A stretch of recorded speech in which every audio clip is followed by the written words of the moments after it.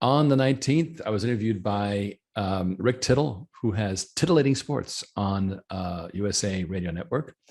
And this is a really interesting article. A very short, well crafted statement of where we are and why. And here we go. So you'll be able to follow the bouncing ball here. Let's get this party started. And it is the CEO of OriginClear, Riggs Eckelberry. He's here because when you think sports, you think of the global water crisis. First of all, Riggs, welcome to the show. And I have to say, Riggs Eckelberry, great name, huh? Well, I suffered for it when I was in grade school, but in later years, the chicks liked it. What can I say? So you got called Eckelberry Finn? Oh, I think the best one of all was Pig's Wiggleberry. Jeez. All right. Well, most cities in America rely on centralized water systems. We know that. And so 80% of our water apparently is not cleaned after that. So what's going on here, Riggs? Okay. Well, let me just step back a bit. The 80% of all sewage is not treated is a worldwide term. By no means are we failing to treat our sewage at a basic level in America. But in places like Bangladesh, where virtually no treatment is happening, that kind of, puts a thumb on the scale. But let's talk a little bit about our centralized utilities. America's water systems, there's about 100,000 of them, have been underfunded since going back to the 70s. The federal government has contributed less and less and less. And today, in fact, they don't even give the money, they lend it to the cities and counties. And so as a result, we've accumulated a backlog that gets worse by, right now, about $75 billion a year of falling behind on essential infrastructure upgrades. And you ask, well, didn't the Biden administration just approve a multi-trillion-dollar infrastructure bill?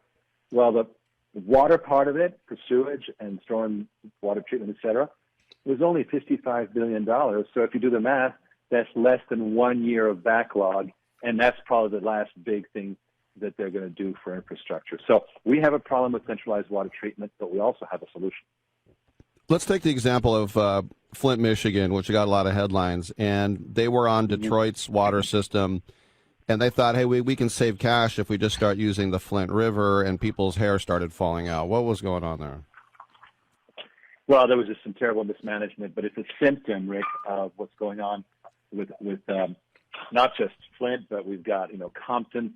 Terrible story about Compton, California. One day the water started coming out brown from their taps, and they called up the water district, and the guys in the water utility said, well, that's not going to hurt you. It's just magnesium.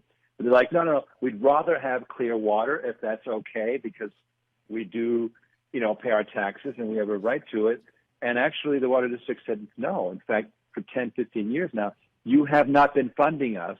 We've been running out of money. Your city council's been doing nothing, and here we are. And the same thing in South Bend, in Fort Lauderdale, all over the country, we see failures of municipal water systems happening at an increasing rate.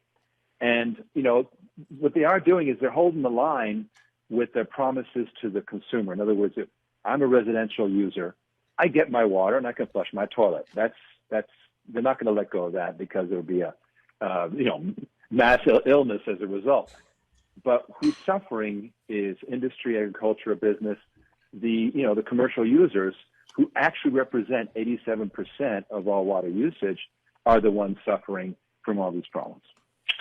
So is it an issue where we need to, quote unquote, decentralize water?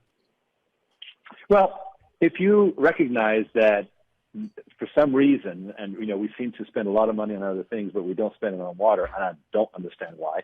But let's put aside the psychology of it. We're not going to see a centralized intervention anytime soon. There's not going to be a Manhattan Project for water to fix it. And when you think of it logically, who's going to install trillions of dollars worth of systems in urbanized settings, right? So it's going to be a problem to, it's going to take 30 years and permitting and the NIMBYs and so forth. So let's just put aside the idea that we're going to fix centralized water systems. Well, the next best solution is to reduce the job that they have to do, to unload them and make them, deal only with water that's already been treated at the point of use. which when you think about it, it's kind of logical, right? And in fact, we've done studies that shows that it is, better for climate change, et cetera, if you treat all your water right where it is instead of sending it all to some central facility. So here's a long story short. Decentralization is something that the water industry is encouraging because they just don't have the infrastructure. It's healthy, it's good. And so now businesses, farms, industry are starting to treat their own water. But guess what? Where's the budget for it? And that's the next big question is, there's all kinds of municipal bonds to pay for municipal systems, but there's nothing going on that can capitalize. You're a brewery, you got to expand, you've got expanding operations, now you got to start treating your own water. You don't have a cool $1 million sitting around, and you'd rather put your credit line to work making beer. So who's going to finance this distributed water system? And that is the problem that has been really, perplexing everyone. And there's a story behind this about how we think we came with a solution. Well, that's my last question. OriginClear water on demand. How does that work? Well, what we learned was this came out of our experience because we have an operating business in Texas that does wonderful work with companies to treat the water. And but we were accumulating in early 2020. We're accumulating a huge backlog. At the time, I think it was $45 million worth of business that was ready to go. Most of it needed financing. And we realized, hey, it's the money, stupid. We have got to solve the money problem. And then the next big realization was, wait a minute. Investors like you and me can invest in oil wells. They're called master limited partnerships, MLPs. And it's been a very healthy piece of the oil industry since the 1980s. Well, why don't we have this for water? And we realized that no investor can invest directly in water systems, and yet they want to. People love water. And it's, there's always going to be more dirty water. It's a very stable problem. It's a life-giving commodity. And we can return the same kind of wins that the oil industry gives from the water industry.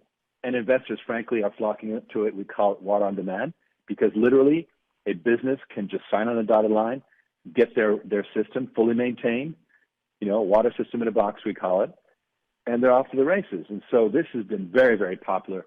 And we're actually very proud that we're enabling everyday investors to jump into water investments like an oil well, get the royalties, get the, and in our case, get stock, et cetera. And it's all going to add up to better conditions for water by solving it right where it's used. That's Riggs Eckelberry from OriginClear.com. Riggs, thanks for your time. Rick, it's been a pleasure. Thank you so much.